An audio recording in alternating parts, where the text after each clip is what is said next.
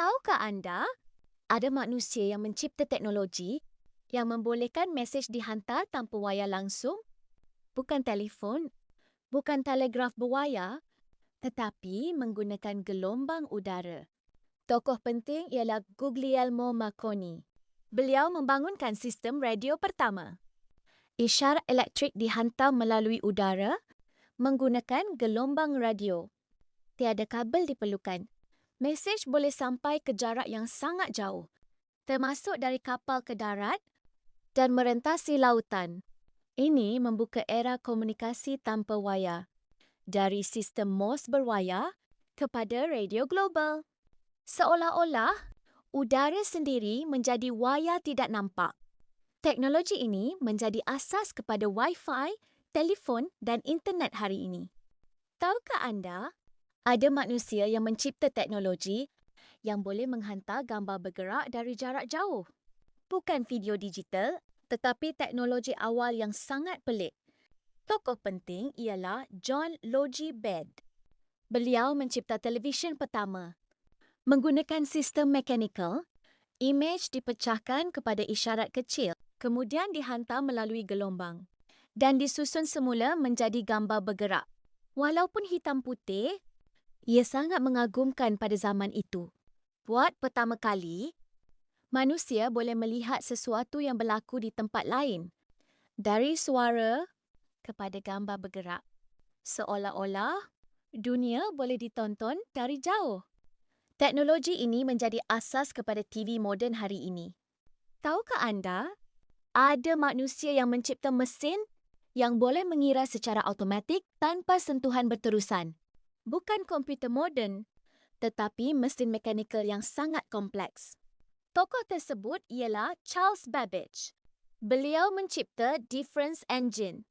Mesin ini menggunakan gear dan roda untuk melakukan pengiraan matematik.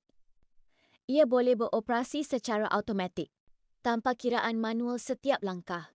Kemudian, beliau mereka bentuk analytical engine yang dianggap konsep komputer pertama. Ia mempunyai memori dan boleh diprogram menggunakan kad tebuk. Seorang lagi tokoh penting ialah Ada Lovelace. Beliau menulis algoritma pertama untuk mesin ini. Seolah-olah komputer moden sudah dirancang sejak dahulu lagi. Walaupun tidak siap sepenuhnya, idea ini mengubah masa depan teknologi.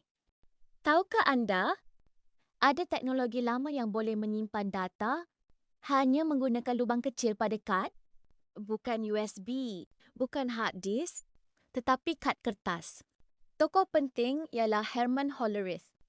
Beliau menggunakan punch card untuk memproses data. Setiap lubang pada kad mewakili maklumat tertentu. Mesin khas akan membaca corak lubang tersebut dan menukarnya menjadi data. Teknologi ini digunakan dalam bancian penduduk, mempercepatkan kerja yang sebelum ini mengambil masa lama. Ia kemudian menjadi asas kepada komputer awal, daripada kad berlubang kepada sistem digital hari ini. Seolah-olah data boleh ditulis tanpa dakwat. Tanpa teknologi ini, perkembangan komputer mungkin lebih lambat. Bandar hari ini pun masih gagal urus benda ini. Tapi 5,000 tahun lalu, tamadun Indus sudah berjaya. Mereka ada sistem pembetungan bawah tanah. Setiap rumah di Mohenjo-daro disambungkan terus ke saliran. Air kotor tidak dibuang ke jalan, ia mengalir dalam sistem tertutup yang terancang. Lebih mengejutkan, reka bentuknya mengurangkan bau dan menjaga kebersihan bandar. Ini bukan teknologi biasa. Ini tahap pemikiran yang jauh mendahului zaman. Jadi persoalannya, kalau mereka sudah sejauh ini, apa lagi yang kita tak tahu tentang tamadun ini?